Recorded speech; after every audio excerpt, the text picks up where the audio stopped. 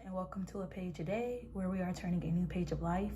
I'm J Page, and welcome back to my channel. God gave me another rapture dream, and it disturbed me. It disturbed me because in the dream I was left behind.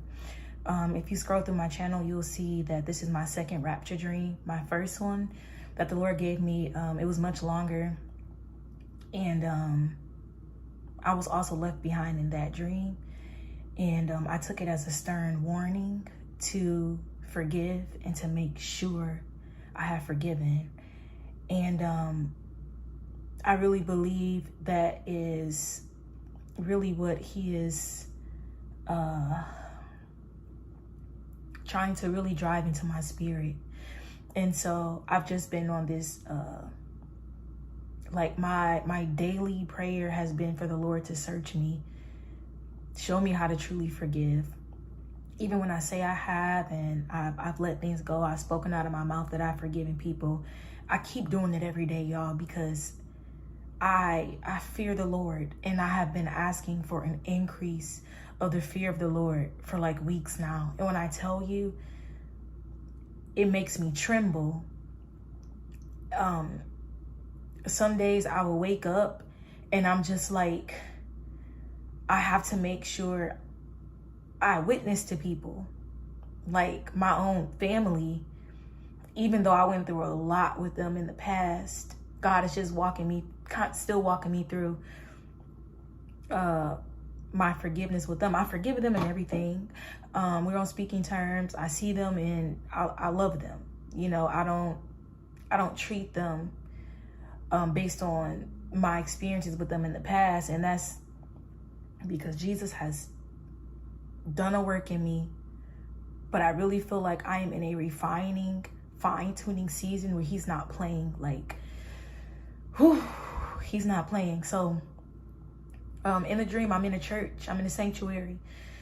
I'm at one of the back pews, and the lights go out in the sanctuary. This is the dream. The lights go out in the sanctuary. So I must have closed my eyes when the lights went out.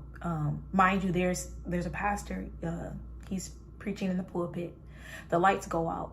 So I must have closed my eyes. When I open my eyes, I see there are people missing. And so I look to the right of me, and I see my grandfather on a pew, some rows in front of me.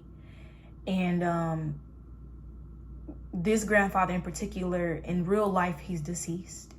And so I see him, and he's slumped over like he's passed out. Then later on, I see him begin to move again. Initially, I thought he was gone, like he had died, not just simply passed out. And so when I saw that he was what I thought dead, I got happy. Now this is a dream, okay? I got happy in my dream because I'm like, oh my gosh, God just took away all the bad people. God just took away all the bad people. So I'm thinking all the bad people are gone. The good ones are left. The good ones are remaining, which is what people will actually think on that day. Some people, they will actually believe that, right? But getting back to the dream, another side note, the reason why I thought that in the dream was because in real life, I had one encounter with my grandfather that I'm trying to speak in a way, because you're not supposed to speak ill of the deceased, and Lord knows I'm not doing that, but this is the truth. It's just a fact. As a little girl, my grandfather took advantage of me, not physically, but he exposed his private area to me when I was a child. And it happened that one time on that one day, and after that, I just never saw him the same. And I never went through counseling, never went through therapy. Nobody ever sat and talked with me about it. I literally just had to bury it. My parents knew. Right after it happened, my parents knew and all of that. And Eventually, like, people from the family addressed it, but no one actually sat with me and helped me to process through this and explain to me, like, I didn't know, right? So it's something that tormented me for years until I got deliverance.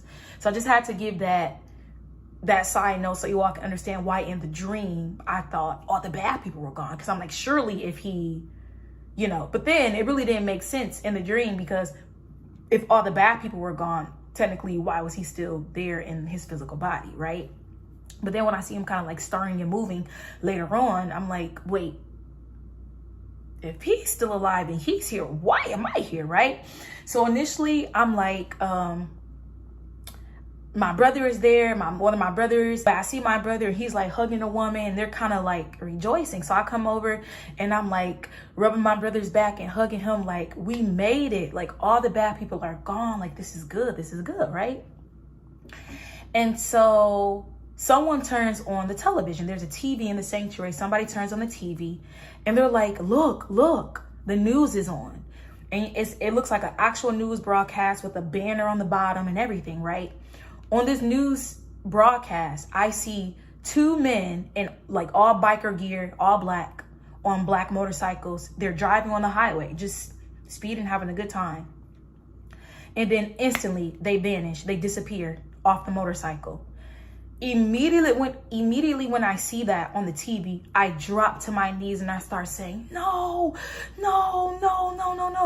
because that's when I realized I have been left behind.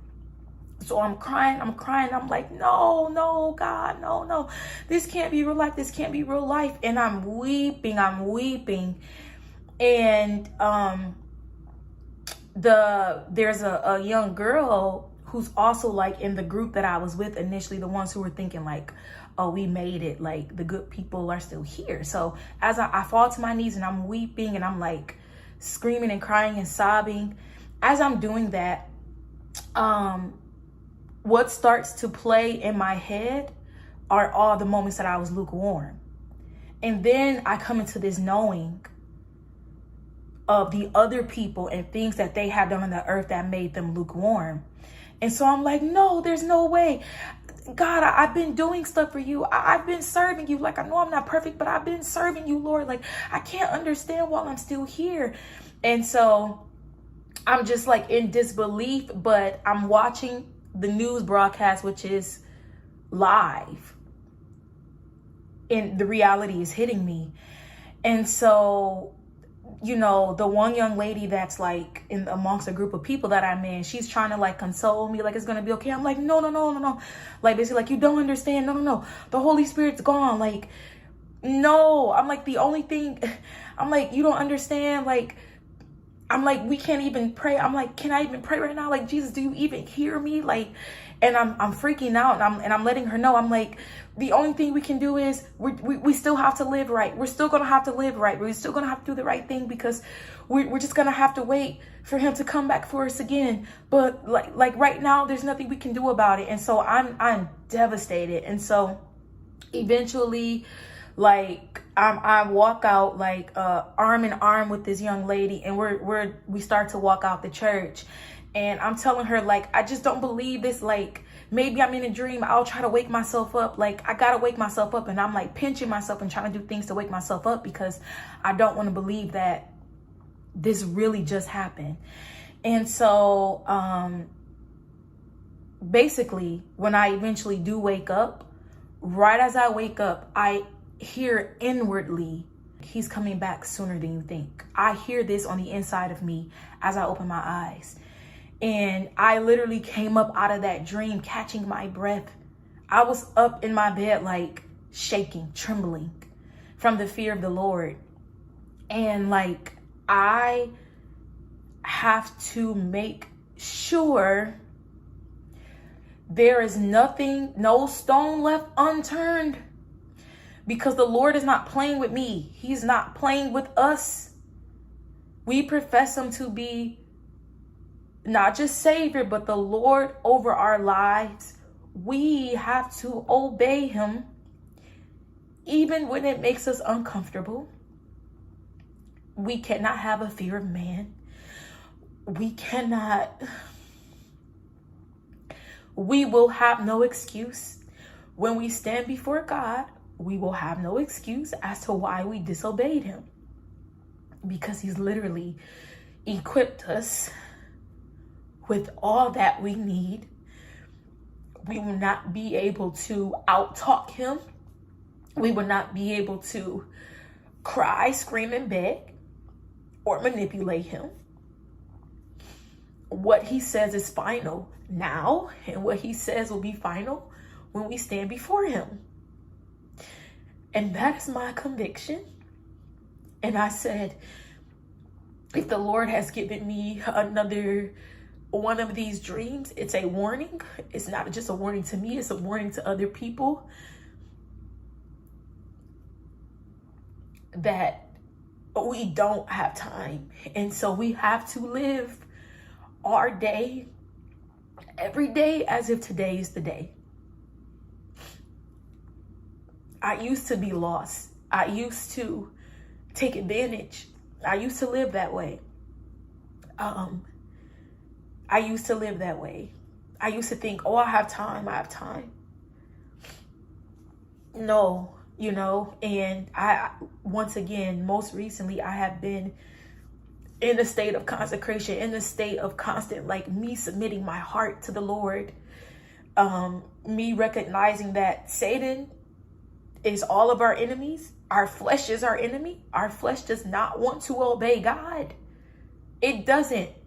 And how I know that is whenever you stop praying, you stop reading your word, you stop worshiping, the flesh defaults to sin.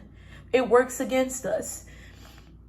And I've just been in this state of fearing the Lord. And so, I thank God for giving me that dream, because anything that's going to put an urgency in me to truly walk this thing out for Christ, I'm all for it. It is a sign of his love and his mercy. And so I just wanted to come on here and share this dream with you all, and pray that it changes your whole mindset. And so I'll see you all in the next video.